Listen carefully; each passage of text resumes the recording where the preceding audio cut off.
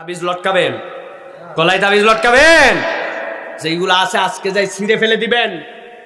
এগুলো কোনো তাবিজ, এইগুলো কে আপনার, এইগুলো মাছের নকশা, গাছের নকশা, হ্যাঁ, ওর মধ্যে আজরাইল, ইসরাফিল, শয়তান, কোফাইল এই সব লেখা আছে কিনা?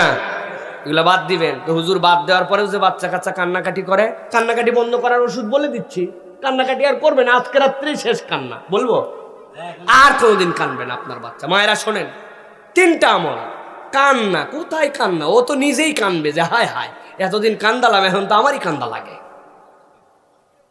কুল হুয়াল্লাহু আহাদ, আউযু বিল্লাহি বিসমিল্লাহ সহ, কুল আউযু রাব্বিল ফালাক, আউযু বিল্লাহি বিসমিল্লাহ সহ, কুল আউযু রাব্বিন নাস, আউযু বিল্লাহি বিসমিল্লাহ সহ।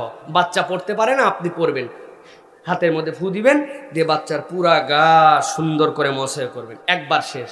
আবার 3 কুল ফালাক, নাস, ইখলাস, হাতের মধ্যে ফু দিবেন, দিয়ে বাচ্চার গা মস, আবার ফালাক, নাস, ইখলাস, ফু দিয়ে 3 বার দিয়ে গা বন্ধ করলেন। এরপরে একটা দোয়া পড়বেন, বিসমিল্লাহিল্লাযী লা ইয়াদুররু মা ইসমিহি শাইউন ফিল আরদি ওয়ালা ফিস সামাই ওয়া হুয়াস সামিউল আলিম।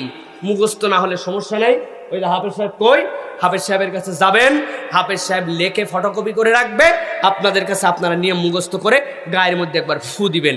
আর পাশে একটু তেল, সরিষার তেল আর পানি, 2টা রেখে আউযু বিল্লাহি মিনাশ শাইতানির রাজিম বিসমিল্লাহির রহমানির রহিম, কোনো হুজুর লাগবে না, আপনি নিজে আউযু বিল্লাহি মিনাশ শাইতানির রাজিম বিসমিল্লাহ সূরা ফাতিহা পড়ে ওর মধ্যে ফু দিবেন।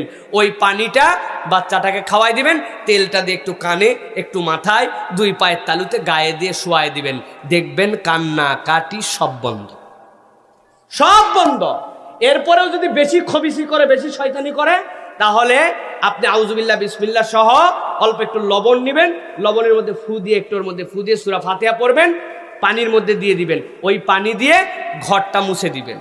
আপনার ঘর মুছেন না, আপনাদের পাকা ঘর মুছেন না, অল্প একটু লবণ দিয়ে ঘর মুছে দিবেন। 7 দিন করেন, এরপরে শয়তান খালি বাহিরে কানবে, হায় হায় এমন এক হুজুরে আনছিল বদমাইশ, আমার সব ইমান হারার রাস্তা বন্ধ করে দিল।